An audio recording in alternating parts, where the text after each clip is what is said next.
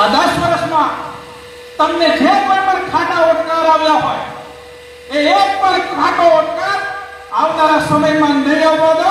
ભગવાન માધવરાયની સાક્ષીએ કહું અને એ પણ કહું છું કે ભારતીય જનતા પાર્ટી હિસાબ કરે કે ના કરે, પણ હું આ 5 વર્ષમાં મને જે નડ્યા છે એમને મૂકવાનો નથી.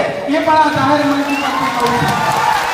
જ્યારે પ્રાચી મુકામે આભાર દર્શનનો કાર્યક્રમ હતો ત્યારે સમગ્ર કાર્યક્રમ દરમિયાન ભારતીય જનતા પાર્ટીના કાર્યકર્તાઓ ખૂબ મોટી સંખ્યામાં ઉપસ્થિત રહ્યા હતા અને સૌ કાર્યકર્તાઓએ દરેક સમાજે નાના મોટા દરેક સમાજોએ 45 દિવસ 45 ડિગ્રી તાપમાં પણ જૂનાગઢ અને ગીર સોમનાથની જનતાએ અને કાર્યકર્તાઓએ મહેનત કરી છે. એમને કારણે હું આ વિસ્તારમાંથી ત્રીજી વખત આ વિસ્તારની સેવા કરવાની મને તક મળી છે. પણ જ્યારે એ મારા નિવેદનને વિશેષ રીતે રજૂઆત કરવામાં આવી ત્યારે હું ચોક્કસપણે કહીશ કે મેં ભારતીય જનતા પાર્ટીનો એક આગેવાન અને એક કાર્યકર્તા એમણે મહેનત કરી છે, એમને કારણે જ હું 1,35,000ની લીડથી જીત્યો છું. એટલે કોઈ પાર્ટીના કોઈ પણ આગેવાન માટે ક્યારેય પણ મન ન હોઈ શકે અને હંમેશા મને પાર્ટીએ નાના કાર્યકર્તા તરીકે જ્યારે જવાબદારી આપી છે ત્યારે એમના કોઈ પણ આગેવાન હોય એમના માટે કોઈ પણ મારી અંદર એવું કોઈ રોષ છે નહીં. ખાસ એવું થતું હોય કે જે લોકો 10 વર્ષ રાજકારણમાં ના હોય અને એમના કામ માટે અમારી પાસે આવતા હોય એવા લોકો જ્યારે સામે કામ કરતા હોય ત્યારે દુઃખ થતું હોય. એમના માટે કદાચ એ મારાથી વાત થઈ છે, હું ના નથી કહેતો, પણ એવા લોકો આવનારા સમયમાં એમને મદદ ન મળે એવી મારી લાગણી. ખાસ કરીને જ્યારે ચૂંટણી આવી ત્યારે તમારી સામે પણ ઘણા ડાઉટ કે છે, શું કહેશો?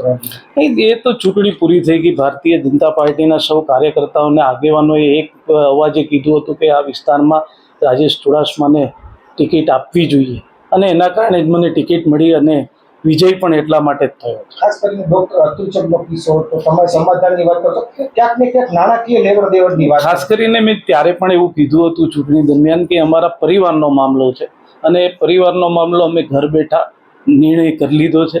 એટલે એ બાબતમાં કોઈ પણ મને કોઈ ફરિયાદ કાલે જે તમે પ્રાચીમાં જે બોલ્યા છો એ કોઈ ખાસ સમાજ કોઈ વ્યક્તિને લઈને છે?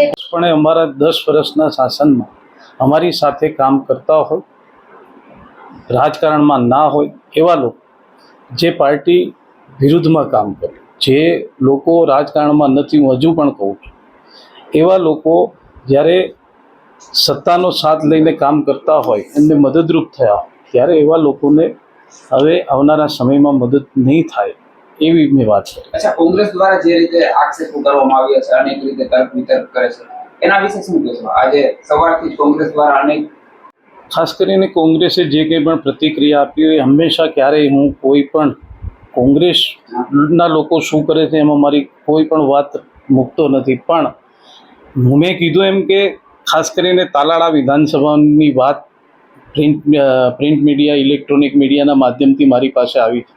ત્યાંના ધારાસભ્ય ભગવાનભાઈ બારડે પોતે ઉમેદવાર હોય એવી રીતે કામ કર્યું છે. એટલે એ વાત કોઈ પણ કરતું હોય તો એ સદંતર ખોટી છે. એવી જ રીતે તમામ આગેવાનોએ ભારતીય જનતા પાર્ટીનું કામ કર્યું છે. એટલા માટે જ હું 1,35,000થી વધુ મતથી જીત્યો છું. ખાસ કરીને રાજેશભાઈ, જોવા મળે તો હજી પણ અફવા ફેલાવવામાં આવે છે ક્યાંક ને ક્યાંક, તો અફવા ફેલાવનારા વિશે શું કહેશો તમે રાજેશ? કોઈ પણ લોકોએ અફવાઓમાં આવવું નહીં અને અફવાઓથી સાવધાન રહેવું. ભગાભાઈ બારડનું તમે કીધું, હીરાભાઈ જોટવાએ પર્ટિક્યુલર નામ જો આ વાતનો ઉલ્લેખ કર્યો છે, એના વિશે શું કહેશો? મેં કીધું એમ કે એમનો પ્રશ્ન છે, પણ હું ચોક્કસપણે કહું છું કે ભગાભાઈ મને હંમેશા એક દીકરા તરીકે રાખે છે અને એમણે પોતે ઉમેદવાર હોય એવી રીતે વિધાનસભાની ચૂંટણી પણ પોતે જે રીતે લડ્યા હતા એનાથી વિશેષ એમણે ચૂંટણી લડી અને મારા માટે એમણે કામ કર્યું છે અને એક દીકરા તરીકે હંમેશા એ મારી સાથે રહ્યા. તમે જે માધવરાયની વાત હારે કરી તો કોંગ્રેસ એવું પણ કીધું તો આ પ્રકારની ભાષા મેં માધવરાયની વાત જ નથી કરી. માધવરાયની સાક્ષી તો ઘણી વખત આપણે કોઈ પણ વાત કરતા હોય ત્યારે ભગવાનની સાક્ષી એ વાત કરતા હોય છે. આપણે જ્યારે અદાલતમાં જોઈએ તો ગીતાને સાક્ષી રાખીને આપણે શપથ લઈએ છીએ ત્યારે પણ ભગવાનની સાક્ષી રાખી, ઈશ્વરની સાક્ષી રાખીને વાત કરતા હોય ત્યારે એ વાત માધવરાય ભગવાનની સાક્ષીમાં વાત કરું છું એવું નથી.